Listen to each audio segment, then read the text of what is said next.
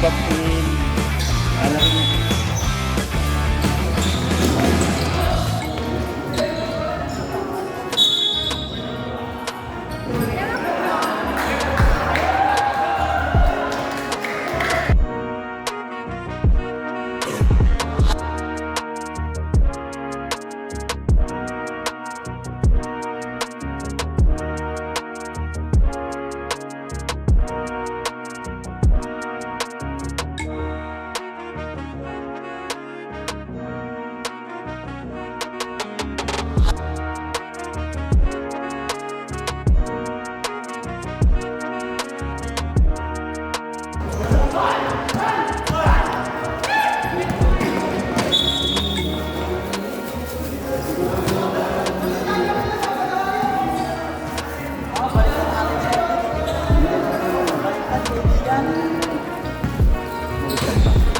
Sino ba yung best score kanina? Dito, di ba? Tama naman.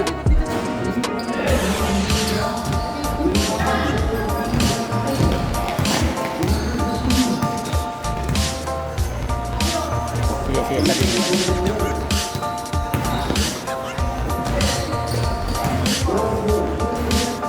Tingnan natin. O, tama, baliktad niya. Baliktad niya. Art, baliktad yung score! Score! Baliktad! Score!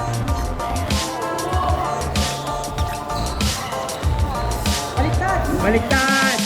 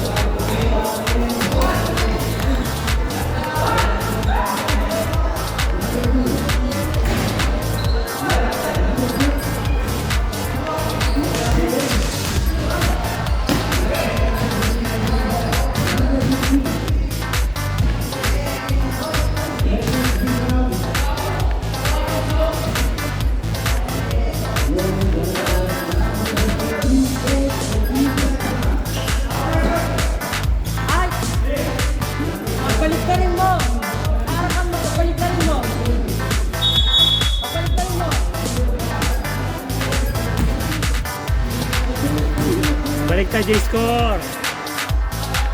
Baliktad yung score. Score. Score. Score. Wow.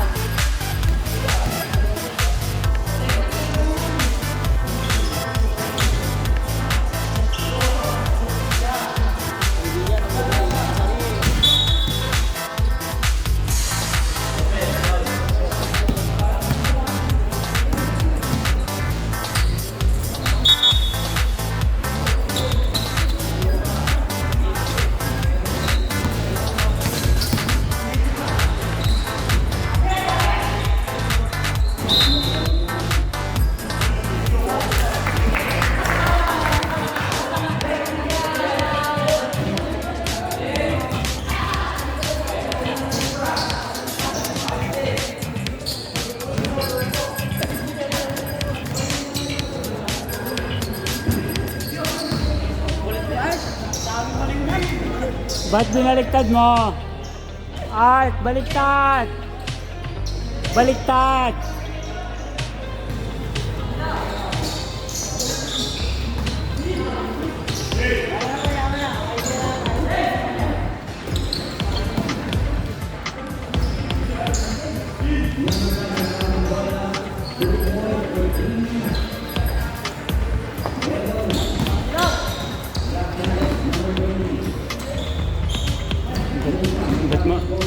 Ba't 8-3 sa kanya, 8 sa'yo?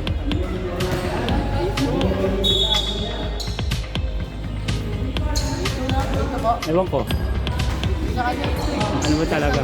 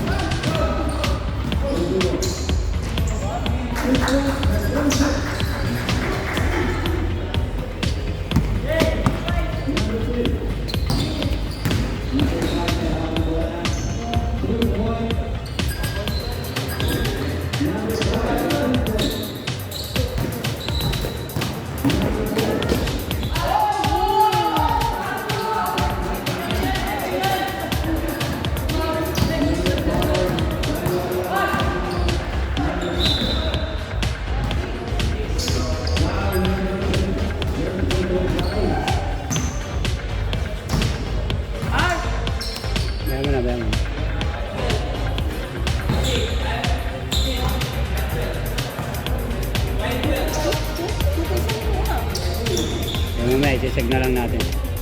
O, +1 na, +1.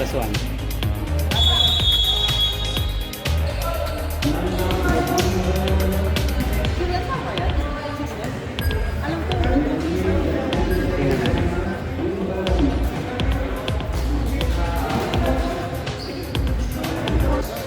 Tama daw, tama. Based dun sa nag-i-score na papel.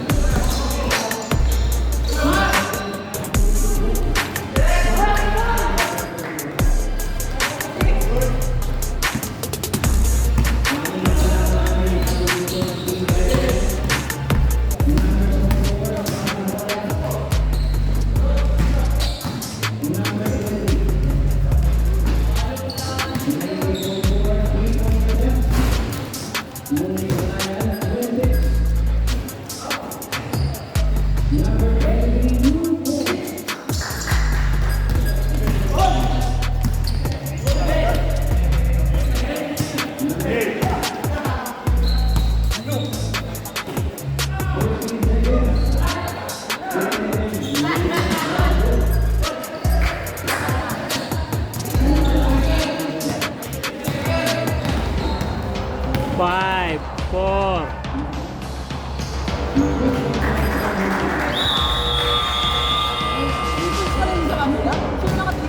Hindi ba lang?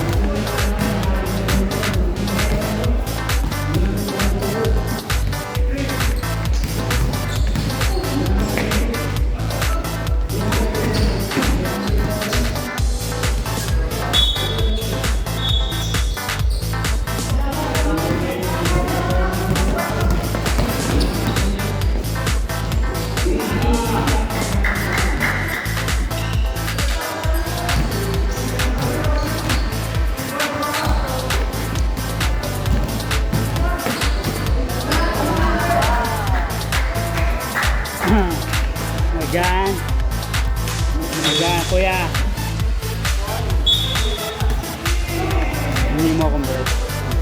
Meron pa.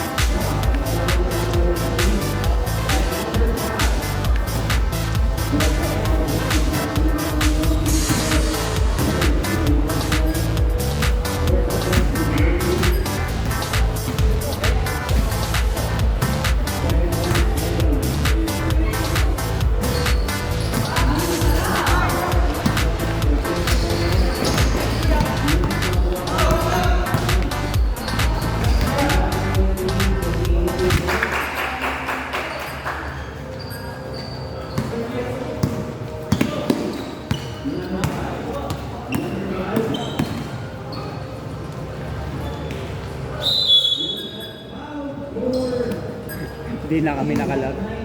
Dalawang laro namin, panay walang kalaban. 2-0 kami. Lagi kompleto. Nakasakay na nga ng barko si Kuya Art eh. Hindi na nakalaro. First game narito siya. Asan na Kuya? Gutom na ako. Hindi pa ako nakakalaro. April na. Kami pa ako makakalaro.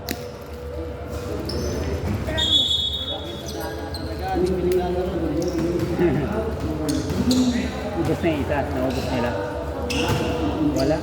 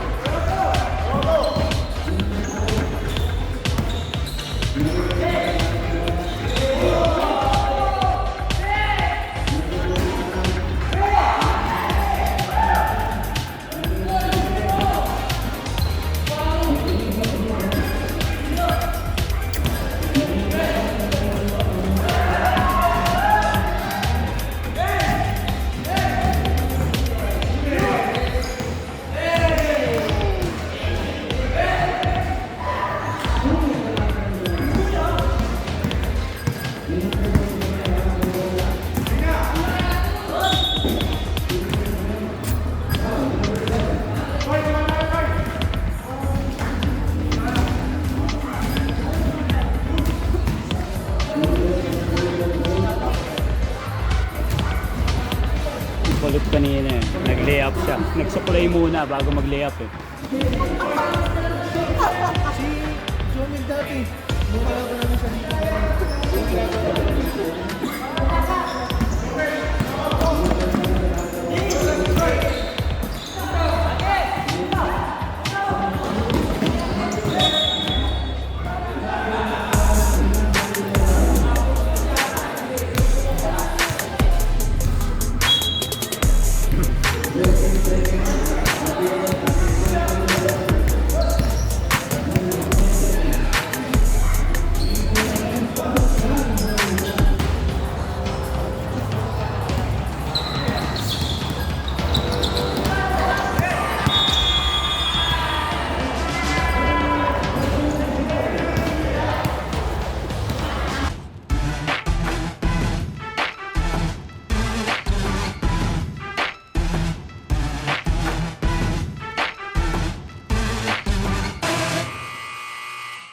Hello, ako pala si Macby, one of the leaders dito sa GS Kogyo.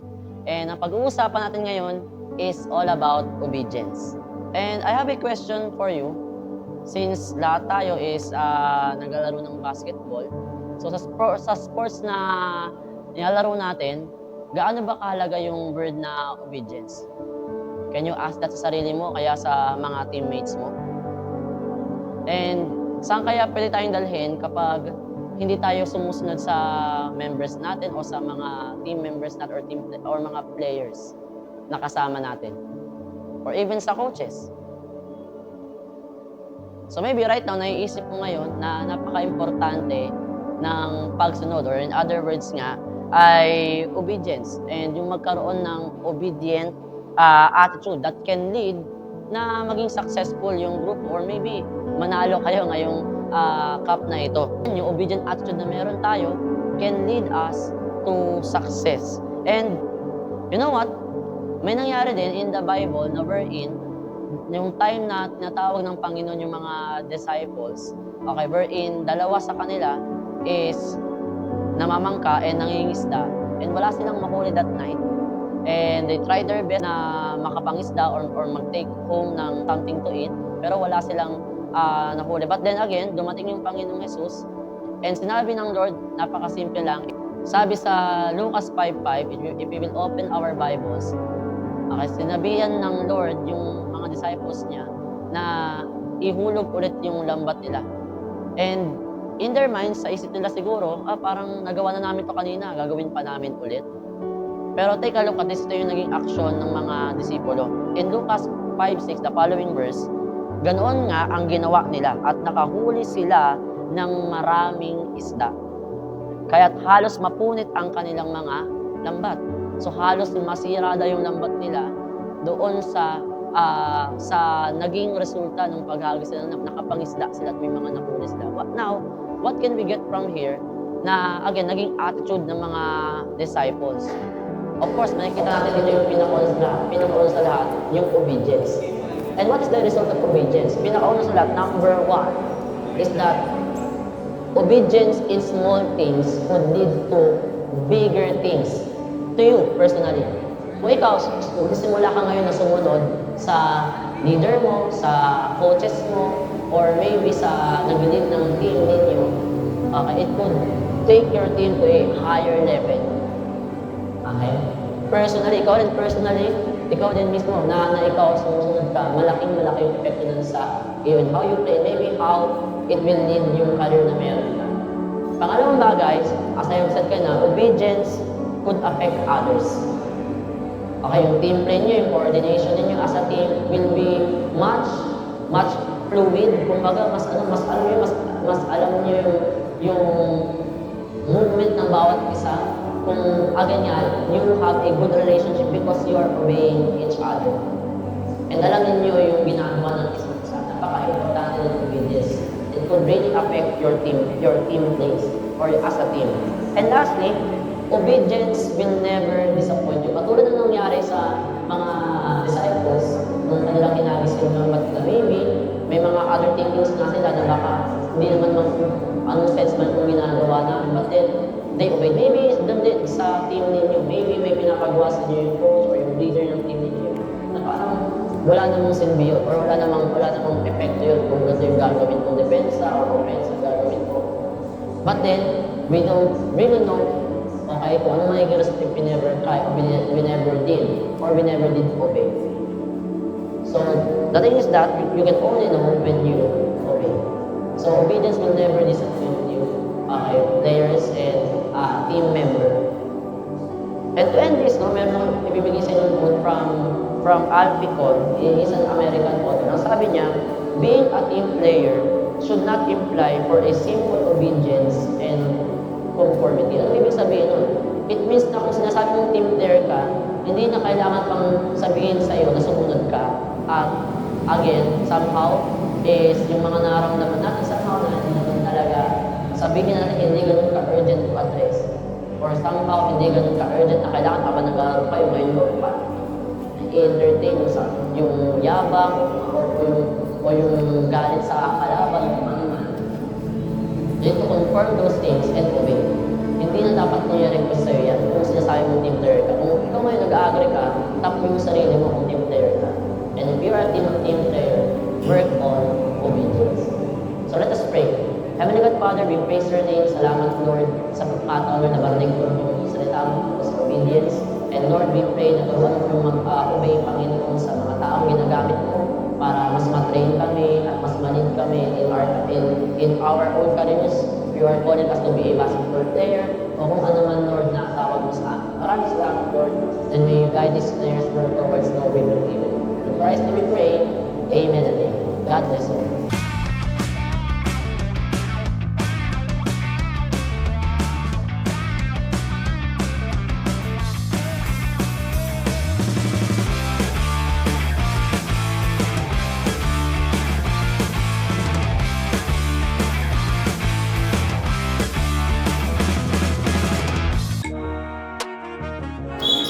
Pero may pumunta ng tubig mo. Hindi na yun. May tubig tayo. I-refill na lang. Sa bahay din yan. So, lahat ng gamit yan. Water for less. Nandito kanina si Pwede ko eh. Kasi line up namin. Ano ba sila? Kami, kakampi namin siya. May laro dapat yun. Yung kalaban mo sa kanila. Eh, kaso nga, wala kaming dalawang laro na, wala kaming kalaban. Default ang kalaban. Hindi pa kami nakakalaro. 2-0 na kami. Never pa pumunta yung dalawa na yun? O lumaro na? Sa iba? Naglaro na sa, yung una hindi pa talaga. Kasi first opening night yun eh.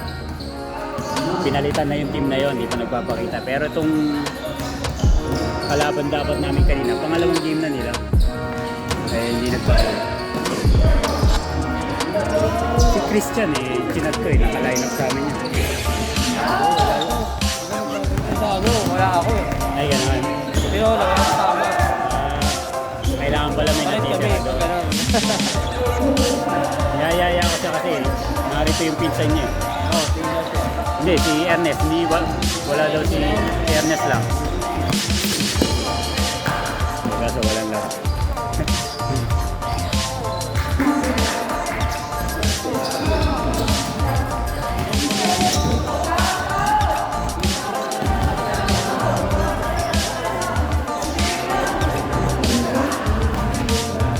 Ginagawa ko dito minumit ko kasi may bago may foul. Kaya kailangan i-filter. Ano na, semi-final. Siguro pagandaan natin yung Ako mas malaki ang ano nun. Ang budget ng referee ng 250. Eh ngayon, 50 pesos lang yun. 50 lang yun. 250 per quarter. Hindi, per game. Per referee. Per 500 ang gastos mo per game. Selos pa naman yung anong balitan. Agos. Ang pasweldo ko sa per month. So, April, May 1 ko sila pasweldo yun yung mga referee para maipon yung 50 pesos. Player din naman sila ng ano, di ba? Player.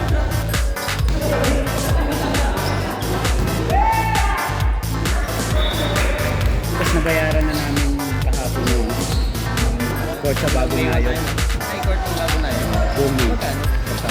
800 sa kanila. Mga 2 na yun, mataas. Santo Niño de Praga. Ay, Hindi, yung ano, yung malapit sa barangay. Barangay. Ayun ba magpabuklong sa takay? Layo din. Malayo. Pamasahe. Mas maganda sa barangay, pwede lakarin. So, nakabook na tayo ng yun.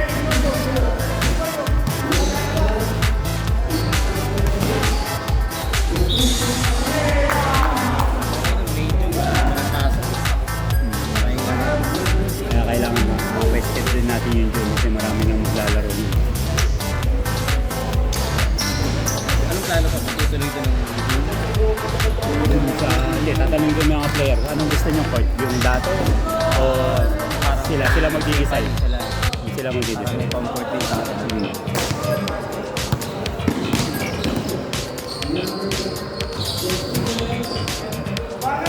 Actually yung bagong na yun, nag-commit na. Kaya daw nila kahit buong taon. Talaga? Nag-commit na sila. Yung payment na lang. Meron. Naka-reserve nga tayo ng April sa kanila. Inaasahan tayo. Hindi po kami inform na approve yung letter. Naghanap tuloy kami ng card. March ata, nagbigay tayo sa kanila. Oo, pero hindi nila sinasabi na approve na tayo.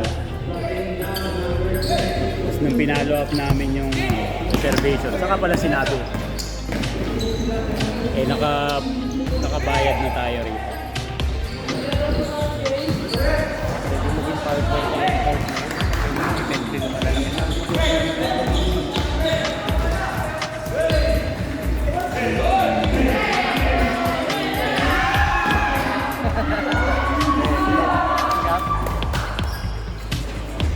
Ano nasa kasal? Di ba? Malakas ito yung director ng papa niya. Chairman.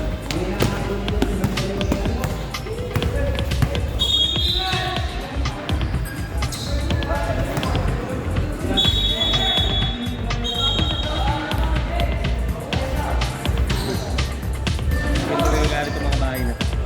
Hindi, magsasabi naman yung papay. Saka ano rin, hindi naman ingay na, alam mo yun, unnecessary. Sa conference kasi ganun eh, kaya tayo na reklamo ng season. Nag-iingay ng Di ba? Kasi tahimik doon. Hindi, sa linggo yun, may pasok kinabukasan. Hindi katulad ngayon, biyernes, kahit mag-ingay ka, kahit mag-video okay ka, walang pasok kinabukasan.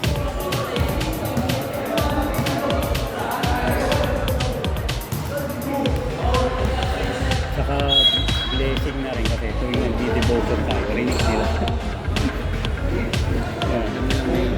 Na yun yung event natin, hindi basta-basta. Pero sila, yung nagkakaroon ba sila ng jersey galing sa atin? Yung champion Na na. ay champion Yung lang. champion. Yun yung pinakang prize natin. Pwede tayo next time mapagawa.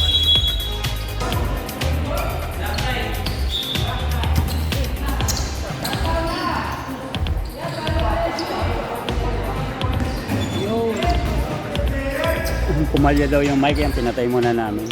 Yun yung sira ng mic namin. Kailang pinagpapaulan. Mamaya fourth quarter na uli bubuhay.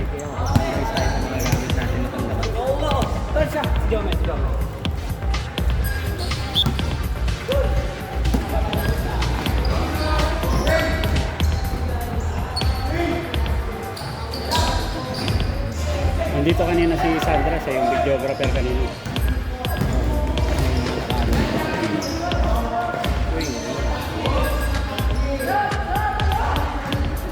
Kasi talaga ako na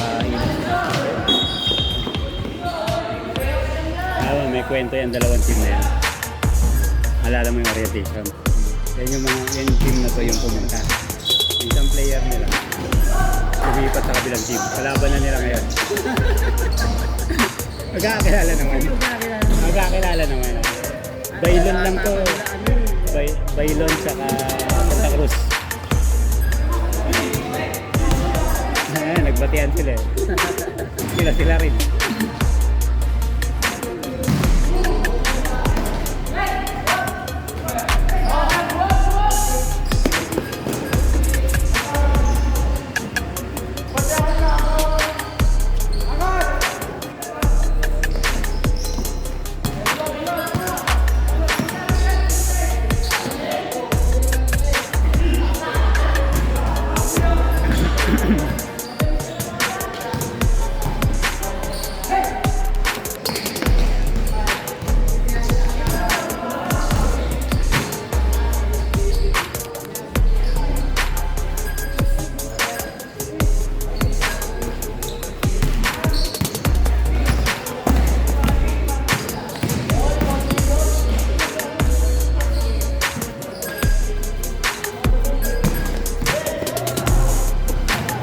kwento ba kasi na nung last week siningil kami ng extra. Bakit? Oh, 10:45 na natapos eh. Nagbigay na ako ng 100. Hindi naman sinabi na yung babae.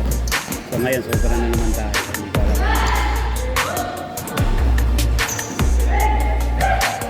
Wala, talagang delay yung first game. Halos 7 o'clock na kami nag-start.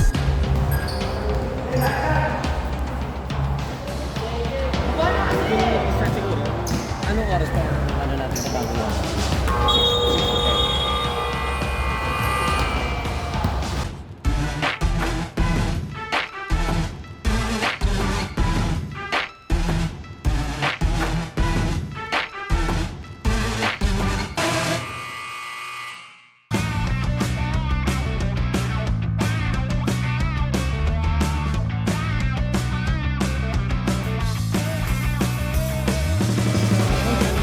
Dribble ka ng dribble ko.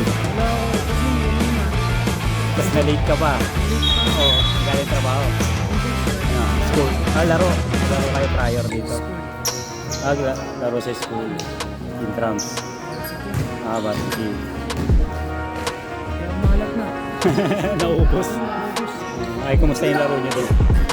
Championship na ito. Kanina? O, ilang game? One game lang. O, panalo. O, buti naman. May cancellation ka. At least, di ba?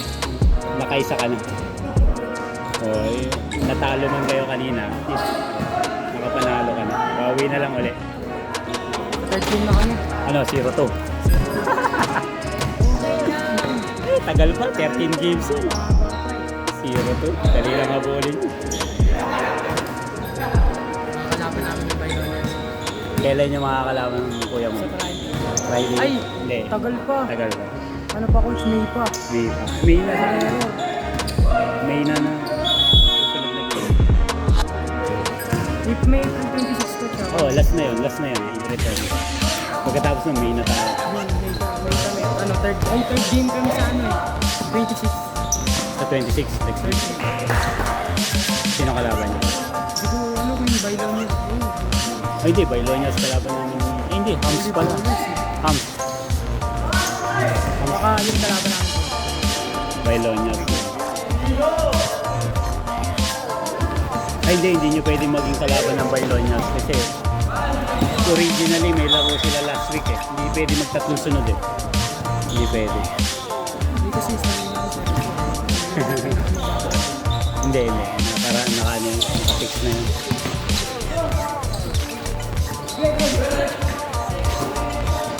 Na-download nyo na yung schedule nyo, yung version 1.1. Okay.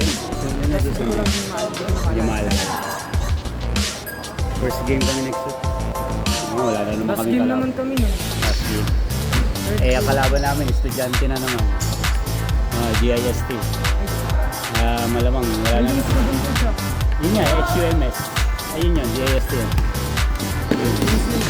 Yung, ano yung grade 12. Nilaya kasi po. Dalawa kasi yung kasama ko. Wala na pa kasama.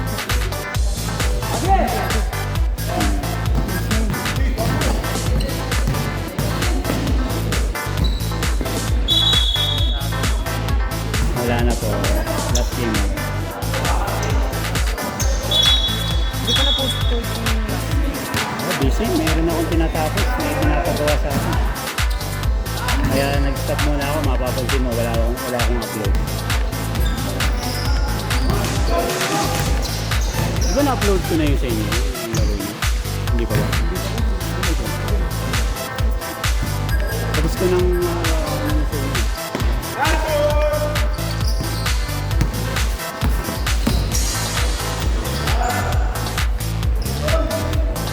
Hindi ko lang na-edit pa yung video. Game 5 pa lang yung edit ko. 4 and 5.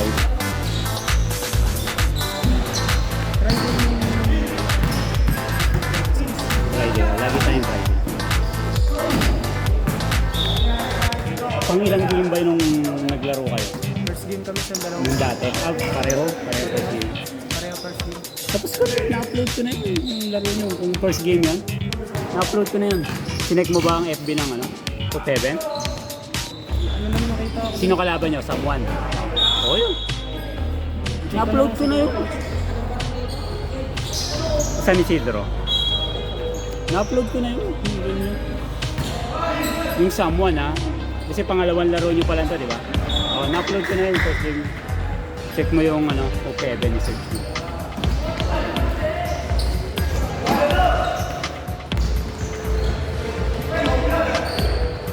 Yun nga, yung second game na lang hindi ko pa na-upload. Hindi ko pa na-edit yung second game. Yung sinundan nyo. Ay, yung sumunod sa inyo. Ano ba sumunod sa amin? Wait lang.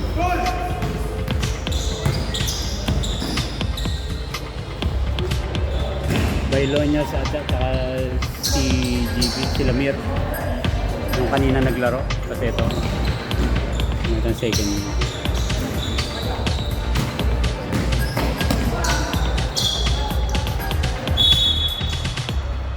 Kumito. Pagawin ko pa yung playlist ko. Oo. Kaya pa hanggang game 5. Kung sino na yung naglaro sa pang-limang laro nyo, yun na yung final lineup. By the rules. In-announce ko naman yan. Yung dalawa kasi sa akin, tapos sa amin ko. Nagpaalam sa... Ano? Nasa USA. Nasa USA na sila. Nasa USA na. Naglaro na nakaraan eh. Panalo sila. Hindi. Ano ba talo? Itong kalaban nila ngayon.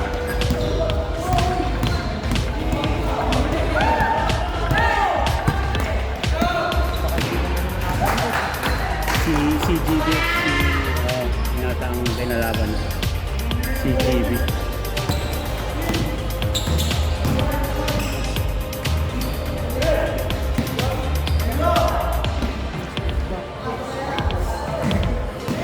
Walang tanda sa tira. Dahil madidevelop din yan. Ganyan din tayo dati. Nahirapan ako coaching dun sa ano sila. Maliit ba rin doon? Silangan. Ginagawa daw yun yan. Kaya hindi pa ako nagpapasket doon eh. Kasi ongoing construction doon. Hindi ko naman rin. Talaga. Tuloy kami makashoot. nga. Kahit layout. Hindi nga ako nakakashoot eh. Dito ako hirap sa Bonica. Hindi, Ano, mataas. hindi ko matansya yung layo dito. Oo, may sukat na. Iba-iba. Lahat ng mga coach kasi kami kanya-kanya sukat yan eh. Nakadalawang season 2 tsaka season 3. Hindi ako makaswerte ng tira dito.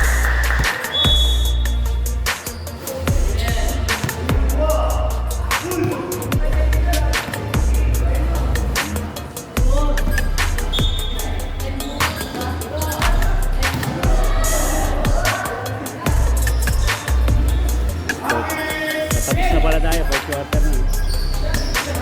Ayan, hindi ko na naman yun. Wala nang habol. 21 yun lang. Saka makalaban yun siya. Ito ko yung dati sa ano eh. Sa Sambales. Nakita kayo sa camp? Laro na yung laro eh. Labanan nyo sila Colts normal. Hirap bantayan ng point guard nila. Si Jobert. Nag-champion na yun season 2. Yung point guard nila. Season 2, season 3. Wow. Nakadalawang championship ng point guard nila Colts normal.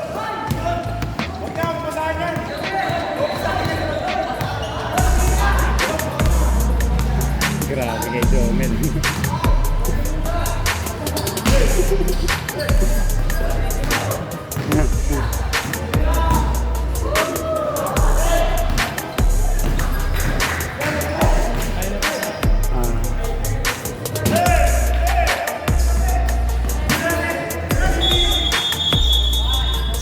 Titira pa si Jomel, kayo talaga. Waras. Ang babay eh, pagkakataon pa umis. Hindi, dami na